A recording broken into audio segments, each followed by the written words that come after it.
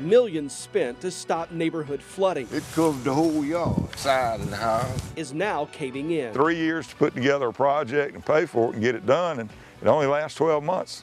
I knew something wasn't right about that. The deficient performance of the existing stormwater system is a result of poor design and or construction installation. I don't think we've discovered the extent of what's out there. You all have put everyone involved in this project on notice. You want this fixed, and Darlington taxpayers are not going to pay for this twice. Absolutely. If I didn't do that, I'd be derelict in my duties.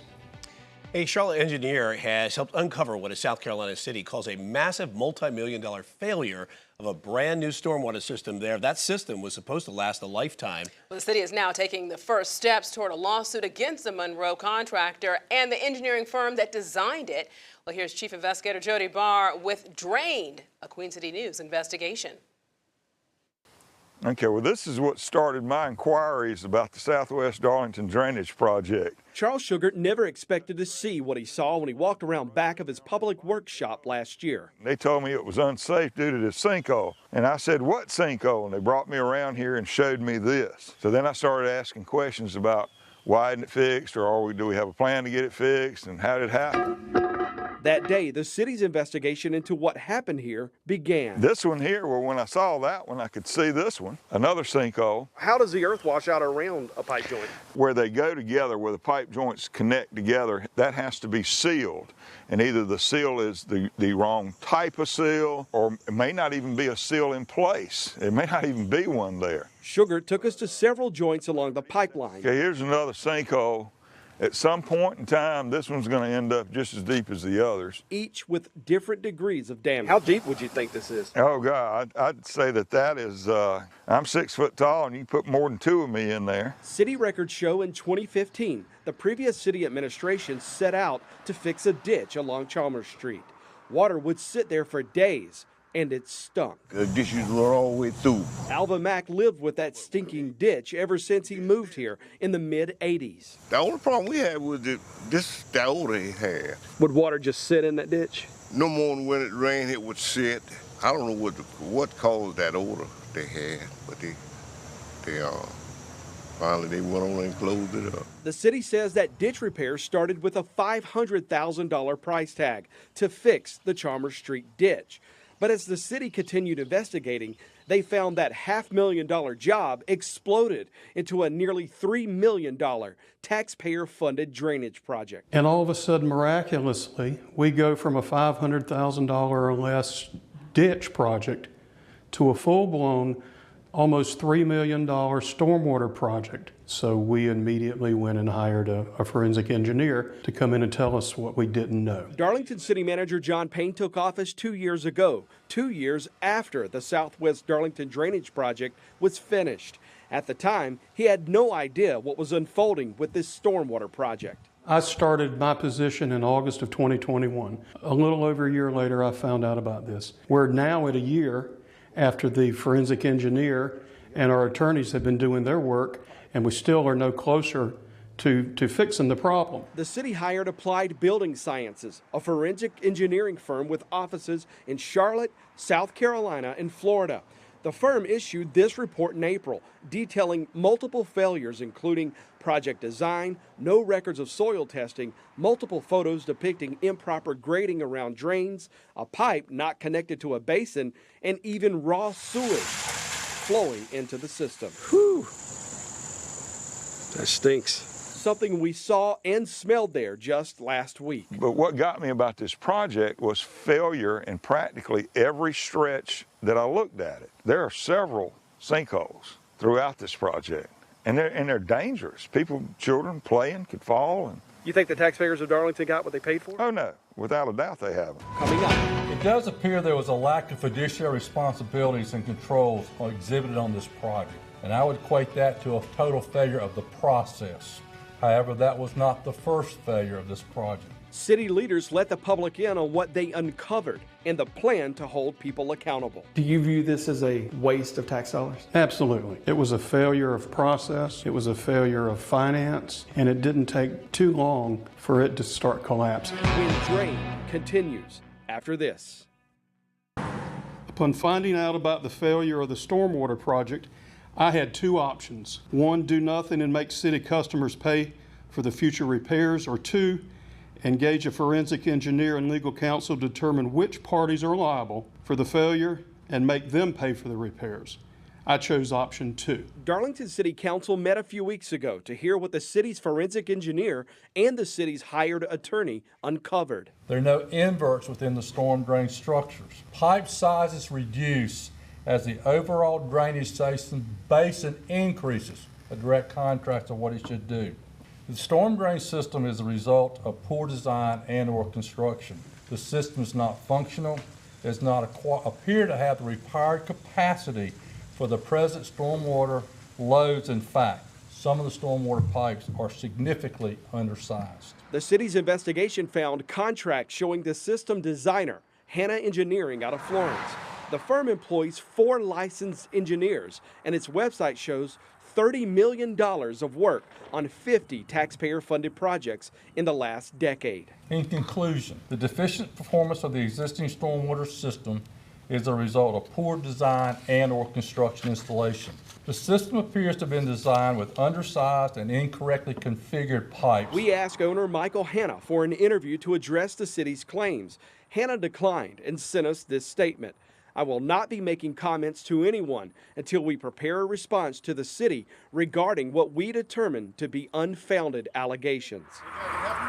Are you Michael Hanna? Yes, sir. Oh, I'm looking for, well, if Michael Hanna's here, I'd like to talk to him, but.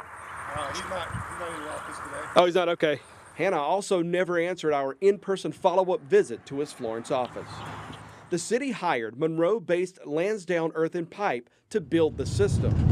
We tried to find Lansdowne officials, President Maria Verdanis and manager Vince LaBarbera. Neither returned calls and texts to phone numbers we found for them.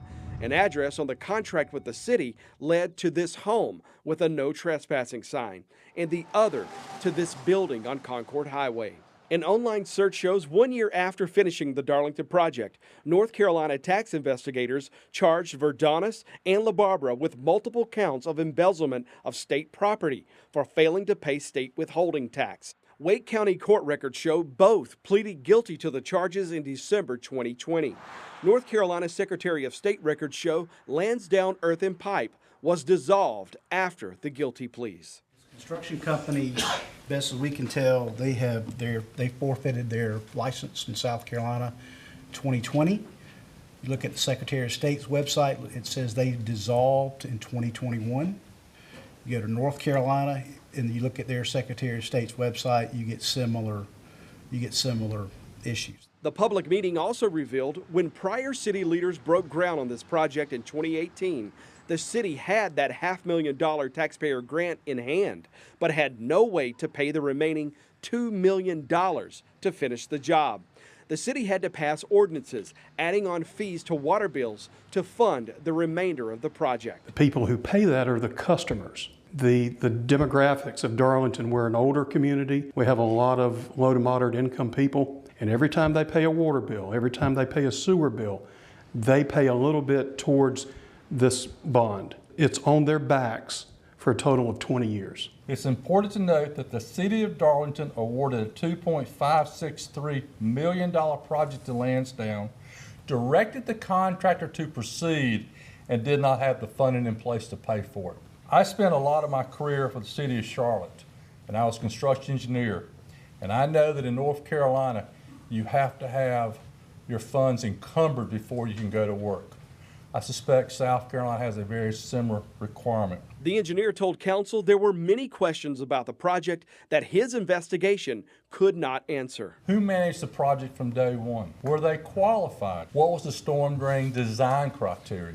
Who reviewed and approved the design that allowed for a reduction of pipe sizes as the size of the basin increased, which would require larger pipes, not smaller ones? Who was responsible for the formal review and approval of the project? Who inspected the work to ensure that the project was actually built to the plans and specifications? Portions of the storm drain system are inadequate, and the project could be described, at least in part, as a failure. We couldn't find anyone with Hanna Engineering or Lansdowne Earth and Pipe at the meeting.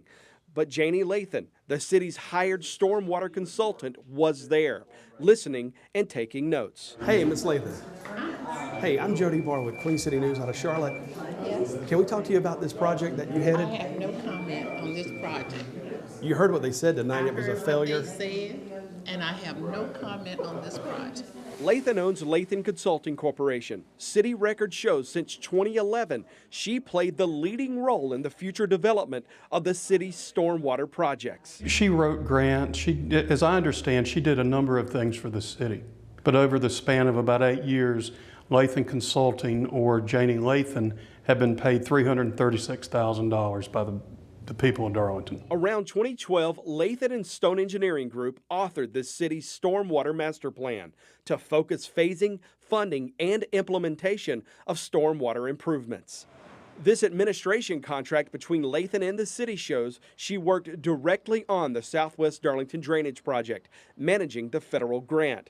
The contract paid Lathan up to $75,000 for technical and administrative services and another $7,000 to submit a grant application and to come up with grant funding strategy development and implementation. The agreement also paid Lathan $108 an hour for additional work. This email the city provided also shows Lathan identified herself as the project administrator while working to gather easements for the project alongside the project manager from Hannah Engineering. A lot of things that was said tonight was not true, so y'all need to do some investigative reporting. You don't want to take this chance to defend yourself? I don't have to defend myself for anything. What are you trying to do? Under my leadership, some wonderful and great things have happened. Former Darlington Mayor Gloria Hines, whose administration spearheaded the Southwest Drainage Project, lauded Lathan Consulting's work in her farewell address after losing her re-election bid months after the project was completed in 2019. We secured a $2.5 million in grant money and the City of Darlington stormwater bond. The largest amount of money at one time for a project in the City of Darlington. History made again. The infrastructure project, which eliminated that stinky smell coming from the oil mill draining into the ditch on Chandler Street. Lathan Consulting Company wrote the RIA grant for this project. We emailed Lathan and former Mayor Hines the details of what we plan to report. Both sent us lengthy statements, each stating the city's allegations were born from political motivations against them. Hines said neither she nor Lathan had anything to do with the project's expansion, a decision she said the engineers made at the time. Lathan further clarified her role in the project. She was not the project manager, instead managed the grant for the drainage project. Who are you? Who are you? I'm Gloria Hines. I'm Jody Barr. Oh, okay, Joe, you Jody Barr. Neither would schedule an interview with us, but Hines found us while shooting video of her campaign sign across the street from Lathan's business. You want to talk to me about the stormwater project? That council? I'm not going to say anything right now. Why not? Well, I'm just not going to say anything. They know what's going on with it. Which gets us back to Alva Mack in that stinky ditch. Before they closed, the water was running out my yard into the ditch. So your yard is flooding after this project? Yeah. You still flood today? Well, if it don't rain that much, you won't have that problem. So if you got a pretty good frog strangler come through today, what would happen? And the yard be full up with water. Would you call this project a success? One way and another way, I don't know. There's one point, there's raw sewage, there's sinkholes down by those manhole covers. Almost $3 million later, as a taxpayer in this city, you're paying for it. What do you think about that?